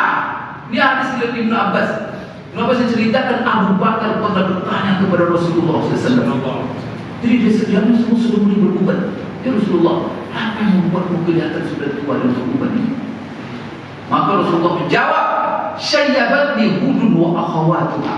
Yang membuatku berubat ini ya Abu Bakar, apa? Surah Hud dan saudara-saudaranya. Lalu ditanya Rasulullah, apa dalam surah Hud itu yang membuatku berubat ya Rasulullah? Allah menginjilkan ihdinas siratal mustaqim ini. Jika ada ayat dalam surah Hud itu bunyinya fastaqim kama umirtu fama umirta wa man taba ma'aka wa la tatghaw. Istiqamalah kamu wahai Muhammad sebagaimana kau diperintahkan. Itu membuat Rasulullah berpikir, Bapak Ibu, la ilaha illallah ya Allah, apakah saya selama ini sudah istiqamah sebagaimana engkau? Maka Bapak Ibu sekalian, alhamdulillah, ya ada ayat-ayat turun, fattaqullaha mastata'tum, la yukallifullahu nafsan illa wus'aha, wa ma ja'ala 'alaikum fid dini min haraj. Allahu akbar. Datang ayat, Rabbana la tu'akhidna in nasina. Apa? Tetapi Rasulullah SAW mengatakan, jadi kalau hidup ini menurut agama itu menjadi hamba itu begitu. Ibarat Bapak Ibu, kata Rasulullah memanah. Saddidu wa qaribu. Kalau kita memanah, umpamanya 30 meter, 20 meter, kan ada itu titik hitam kecil panah itu. Kira-kira Bapak Ibu 100 orang yang memanah, siapa yang pas kena titik itu? Baik, mudah juga sulit. Untuk kena sebab yang titik hitam dan kecil itu. Itu namanya sandi. Sandi pas tentang sasaran. Bapak Ibu itu berat memang. Tapi kata Rasulullah, sandi dulu itu usaha. Wa qaribu, nak betul bisa pas, tetapi ajak jauh-jauh. Kalau apa? Dia arah ke sini tu ke sini, aku jauh beloknya itu. Itu dapat yang mana itu boleh apa ke kiri ke kanan. Bapak Ibu sekalian, sadidu wa qaribu. Maka ada hadis Bapak Ibu, subhanallah, Rasulullah SAW menghubungkan antara istiqamah tadi dengan sholat, dan Allah hubungkan dengan wudhu. Bapak Ibu yang Israel kan itu sholat wudhu. Maka apa kata Rasulullah? Maka saya ingin Bapak Ibu sekalian supaya kita pertama kita gembira berbahagia dengan ini, tetapi juga Bapak Ibu ini kita perhatikan, kita jaga supaya kita tetap kadang-kadang bengkok apa yang meluruskan kita. Apa kata Rasulullah SAW dari hadis yang diriwayatkan dari Sauban Maula Rasulullah SAW? Apa kata Rasulullah? Istaqimu wa lan tuhsu. Istiqamahlah kamu semua, lurus hidup kamu. Tetapi ingat, wa lan tuhsu, kalian tak akan bisa sempurna istiqamah. Lurus itu tak mungkin. Sebab bagaimanapun kalian berusaha. Namun Bapak Ibu sekalian, apa yang membuat kita gembira? Kata Rasulullah, "I'malu inna khaira a'malikum as-shalah wa la yuhafiz 'ala al-wudu'i illa mu'min." Apa artinya? Beramallah kamu sekuat tenaga, Ingat oleh kalian semua, sesungguhnya amalan kalian yang terbaik dan yang paling afdal adalah salat. Ini Bapak Ibu. Sekarang saya ingin, apa hubungan istiqomah dengan salat? Bapak Ibu, kita kan ihdinas siratal mustaqim.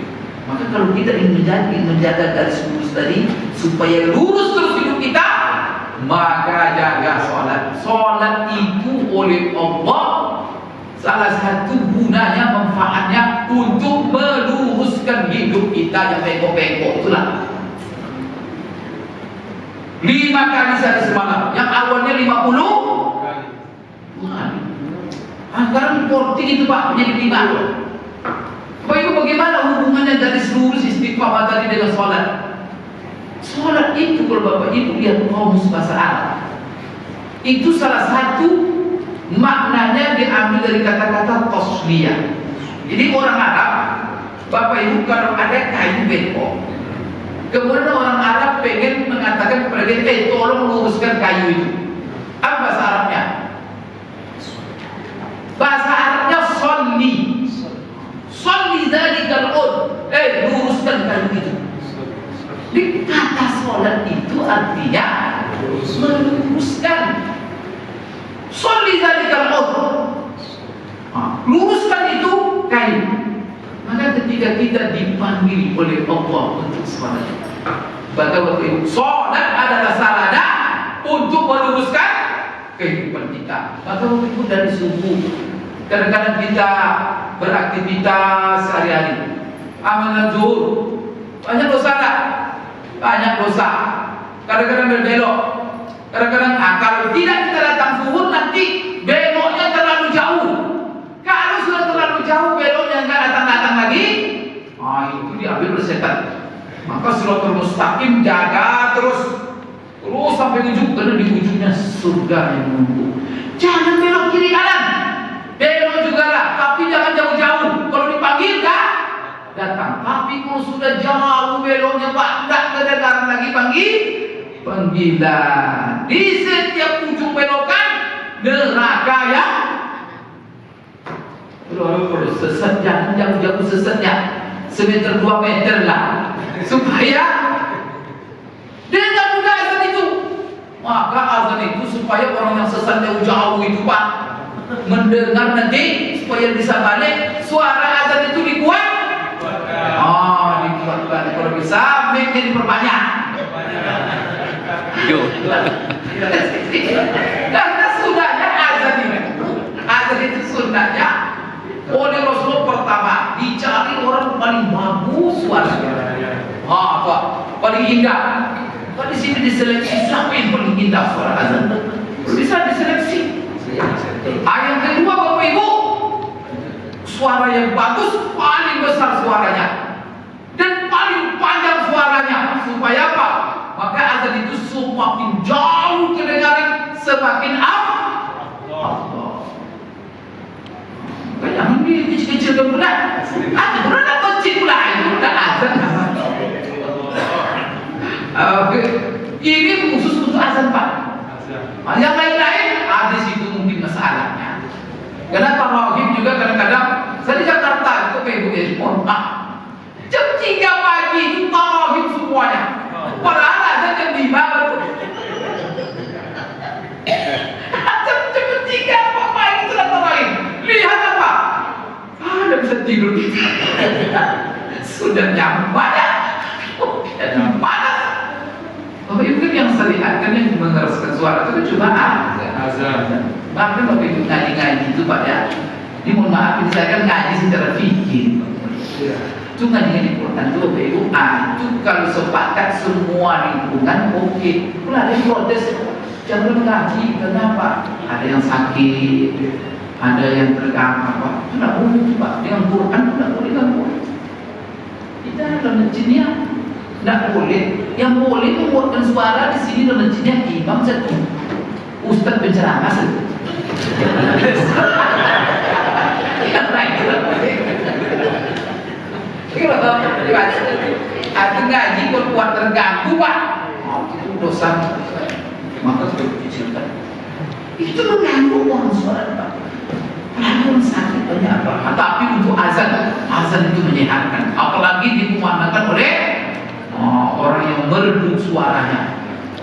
Barangkali Bapak-Ibu yang diatur itu sebenarnya bukan mengecilkan suara azan. Kenapa? Ini masjid muazzinnya suaranya kacau sakit kepala orang mendengar suara.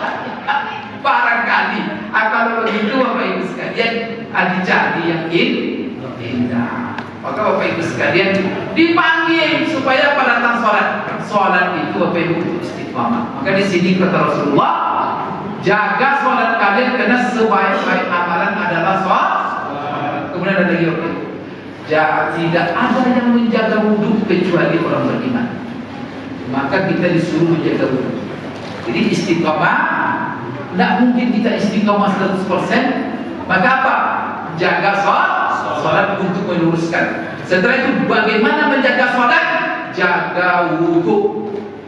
Masya Allah, itu luar biasa. Dan juga untuk istiqomah luar biasa Pak. Maka orang kalau batal wudhu itu wudhu terus. Mungkinkah orang yang menjaga wudhu berjudi kan? Mungkinkah orang yang sedang menjaga wudhu minum khamar? Maka kalau dia sudah berwudhu datang azan langsung singgah di masjidnya. Tapi banyak kita Pak, kadang-kadang azan terus saja. Kenapa? Karena lagi tidak berwudhu. Coba pergi ke kantor kita lagi berwudhu langsung duha. Tapi kalau nggak berwudhu malas. Masya Allah. Di samping wudhu ini cahaya bagi muka kita, cahaya bagi akhirat kita, dan dia cahaya bagi kehidupan kita, dan dia mendorong kita untuk banyak beribadah. Kuncinya Bapak-Ibu sekalian, mari kita jadi hamba Allah yang istiqamah. Setelah kalau kita menjadi hamba Allah istiqamah, kita tunggu rahmat Allah, kasih sayang Allah. Maka Pak, Allah akan memberikan rahmat kalau kita betul hartanya. Kemudian Allah akan memberikan segala yang terbaik di dunia dan akhirat.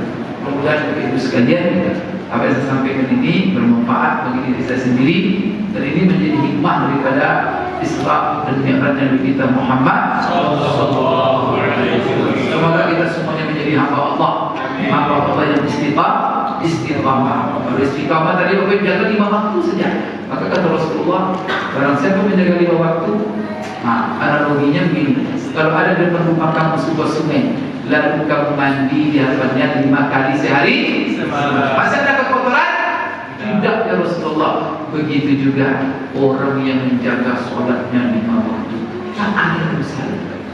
Maka Allah bersihkan dosa tadi dengan sholat. Bapak-bapak ditambah dengan Jumat. Kenapa bapak-bapak sampai Jumat? Mungkin bapak-bapak dia banyak dosanya dari ini. Maka apa kata Rasulullah? Ma bainal Jum'ati ilal Jum'ah kafaratul lima bainahuma. Dari Jumat ke Jumat itu menghapus dosa antara kedua. Maka jangan Bapak-Ibu, bapak-bapak khususnya segan-segan sholat Jumat, karena sholat Jumat itu menghapus. Maka ada lagi sholat namanya sholat tobat. Kalau sudah sholat waktu, sholat Jumat tambah lagi sholat. Pokoknya sholat. Itulah kunci semua. Itu yang dijemput oleh Rasulullah dalam Isra dan Mi'raj, dan itulah ciri hamba Allah. Banyak sesuatu tapi Bapak-Ibu kita mohon maaf untuk kekurangan. Terima kasih atas segala perhatian. Aku boleh hadza wa astaghfirullah li wa lakum. Subhanakallahumma rabbana wa bihamdik asyhadu an la ilaha illa anta astaghfiruka wa atubu ilaik. Wabillahi taufiq wal hidayah. Assalamualaikum warahmatullahi wabarakatuh.